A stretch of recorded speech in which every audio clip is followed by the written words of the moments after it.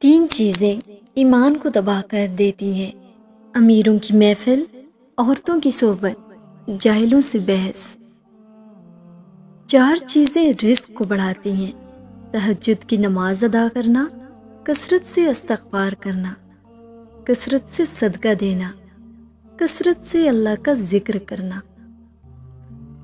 تین چیزیں محبت بڑھانے کا ذریعہ ہیں: سلام میں پہل کرنا، دوسروں کے لیے مجلس میں جگہ خالی کرنا، کسی کو اس کے اصل نام سے پکارنا۔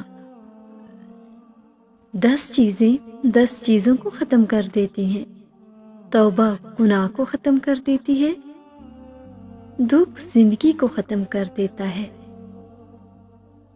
غصہ عقل کو ختم کر دیتا ہے، نماز بے حیائی کو ختم کر دیتی ہے، ظلم انصاف کو ختم کر دیتا ہے، جھوٹ رزق کو ختم کر دیتا ہے، تکبر عمل کو ختم کر دیتا ہے، چغلی دوستی کو ختم کر دیتی ہے، نیکی بدی کو ختم کر دیتی ہے۔